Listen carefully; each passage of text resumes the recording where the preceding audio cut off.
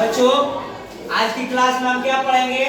Chapter number 1 जिसका नाम है India location and it's neighbours. India location and it's neighbours यानी जो भारत है वो मैप में उसका लोकेशन कहाँ है, स्थिति कहाँ है और उसके पड़ोसी देश कौन कौन से हैं, पड़ोस में क्या क्या है, कौन कौन से देश हैं, उन सभी के बारे में आज क्या करेंगे?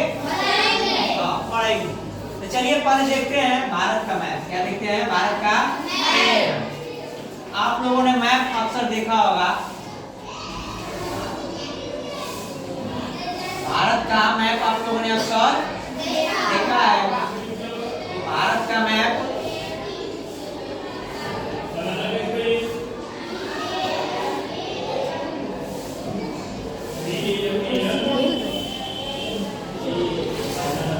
सबसे पहले हम भारत का मैप यहाँ पे बना ले रहे हैं आपको समझाने के लिए।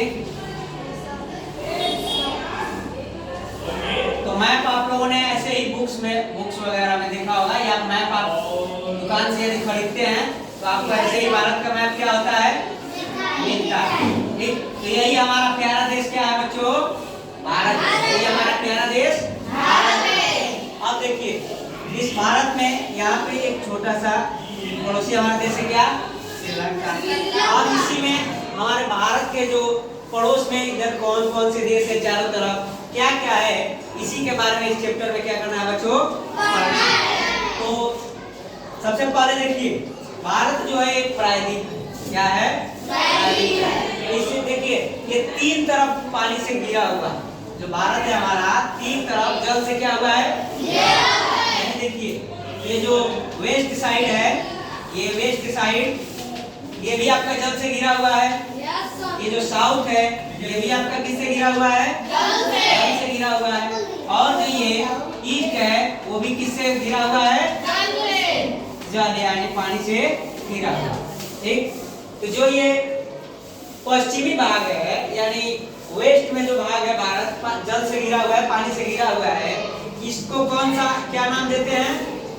अरेबियन सी। क्या नाम देते हैं? यानी इसी को अरब सागर कहते हैं। इसी में क्या कहते हैं? अरब सागर। ठीक बच्चों, उसके बाद से ये जो दक्षिण का भाग है जो जल से घिरा हुआ है इसको कहते हैं इंडियन ओशन। क्या कहते हैं? इंडियन ओशन यानी हिंद महासागर। हिंद महासागर। यहाँ तक समझ में आ रहा है बच्चों आप लोगों को? Yes sir. यहाँ तक समझ में आ रहा है? Yes sir. और उसके बाद से जो ये ईस्टर्न पॉइंट है यानी जो भारत का पूर्वी भाग है जल से घिरा हुआ है उसे हम कहते हैं क्या? क्या कहते हैं? Bay of Bengal.